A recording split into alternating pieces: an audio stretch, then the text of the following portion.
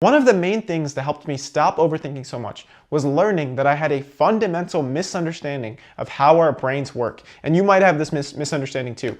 I used to think that we would see the world as a bunch of facts and then determine our opinions based on those facts. But that's not how we see the world. How we see the world is based on what we focus on. So I'll give you an example. Okay, look around your room and look for anything that is black. Count how many things there are that are black. Okay, you got it? Now close your eyes. Tell me everything in your room that is blue. You probably can't name that many things, right? It's because even though your room is exactly the same, it's just based on what the things you focused on that your attention was brought to. And this is how our mind works. I learned this from Tony Robbins, this example.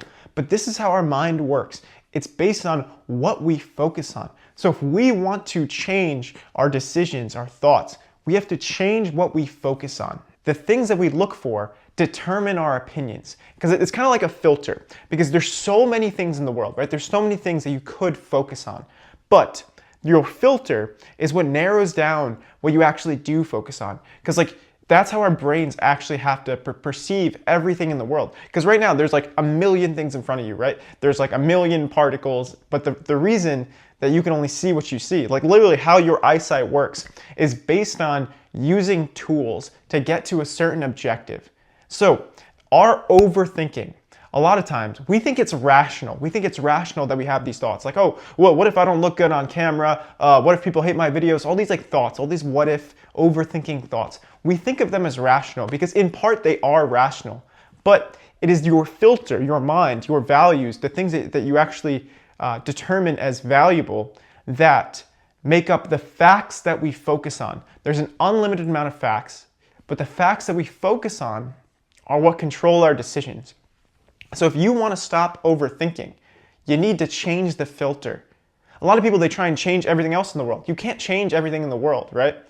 But you could change what you focus on. You can change that filter. So how do we change the filter? Well, it's by focusing on things that are going to benefit you. Like if a thought is not helpful to you, if it's holding you back from doing the things that you truly want to do, then that's an overthinking thought. So first we have to identify it. We identify the overthinking thought, and then we focus on the things that will actually benefit us. So if you have this desire to make videos, to do something that really puts yourself out there, but you're overthinking, you're holding yourself back, then you need to really set this goal for yourself. Set an actionable goal. Okay, I want to make one video a week, something that you can actually do, something you can take a step towards. Set the goal, because then that becomes the filter. And then once you have these overthinking thoughts, these doubtful thoughts, you can say, I'm not going to follow it. Because those thoughts, they're coming from a different filter. Currently your filter may be like the fear of people judging you. Maybe that's the filter that's been guiding your overthinking ability right now. I like to call it an ability because you can use it to your advantage. But maybe that's what's guiding you, is that the fear of judgment. Maybe that's what's been the filter. But if you have a filter of okay, no, thinking is not doing. I'm going to take action. You understand that thinking is not doing, and that you're going to take action, and that you have these goals and dreams and desires. If you have that filter, now all of a sudden you're more likely to make progress, to get started, to actually do things that will be beneficial to you. And you can kind of fine tune this filter by having these sets of beliefs that you actually really follow your decisions based on. And the more your decisions are aligned with your beliefs, the stronger your beliefs become. Because you could tell yourself, I'm an action taker, I'm gonna get started. But if you don't actually do it, then you're reinforcing in your mind that you're not an action taker. So it's don't set unrealistic goals, set realistic goals and follow through with them. Because confidence is just keeping promises to yourself and following through on them. And the more confident you are, the less you will overthink. So it's not about completely stopping overthinking. It's about building trust in yourself by doing what you say you will do. And the way to do that is by breaking it down into actionable steps. So what's one thing that you could do today that would actually make you have progress towards your goal? Maybe the first thing to do is define a goal. What is your goal? What do you want to focus on? What's important to you?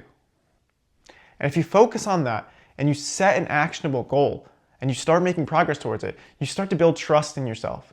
And if you start to build trust in yourself, then you can build momentum. And once you build momentum, things get easier. And when things get easier, you start to see the results, the rewards of becoming the person that you truly want to be. Another thing that we have to understand about our brains is that our brains developed before the internet, right? Obviously. So we thought that more information meant more control because, throughout like almost all of human history, we were always seeking so much information. We still are. But right now, you have all the information you need to get started. So you don't need more information to make a decision. No, you probably have enough information to make your first video, right? You have a phone, you can record a video, you have a Wi-Fi connection, you probably have something that you could talk about. So more information right now is not what's holding you back. What's holding you back is actually making the decision to get started and acting on it. So more information doesn't necessarily mean that it's a better scenario. Like you have what you need to get started. A lot of people think they need the fancy camera. I'm just recording on my iPhone. But if you have the belief that you'll learn more from acting, then you're more likely to act. And then you can adjust later, right? Act first, adjust later. This has kind of been my process for making videos. It's like I just post. Right now I've been posting every day and I just post a lot. And then I see what works, I see what doesn't, and then I can adjust for my next video. Because patience is just figuring out what to do in the meantime. A lot of people, they overthink. They post a video and they're like, oh, what if people hate it? What if it's not that good? What if I look bad? Like they think all these what if thought processes after posting their video. But patience is just figuring out what to do in the meantime. So if you want to be more patient, then the thing you could do is figure out what to do. And the thing you could figure out to do is work on the next video. Like this is the hack of content creation. This is the hack of not getting stuck. It's like, you don't focus too much on the past, you focus on the future. You focus on what you could do next, and that's how you continually improve. But a lot of people, they're just like, okay, I'll post one video, see how it does, and then we'll go from there. Maybe if it blows up, I'll make another one. That's not what you want to do. No, you want to post the video and then focus on the next thing you could do, because then you'll continually improve, and you're not gonna like beat yourself up for not being completely successful on one video. No, the process is by being consistent, by actually putting stuff out there, learning from what you're doing. So act first, adjust later, because you'll learn so much more from action than you will from thinking. Again, what holds people back is these what if thoughts. Oh, what if everyone hates the video? What if I get a negative comment? Well, what if you learn from that? What if you learn how to deal with negative comments? What if you learn how to deal with people not liking the videos? So reframe, what if I'm wrong? Or what if something goes wrong? So what if I learn? Because the things you learn, you could take with you to the next thing that you do. Another thing that helps me out is just counting down 3, 2, 1, and then acting. Because a lot of people, they rely on their thoughts to guide their actions when they're overthinking.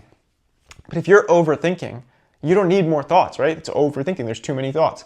You need action. So if you just start counting down 3, 2, 1, I'm gonna record the video, then it'll make things a lot simpler.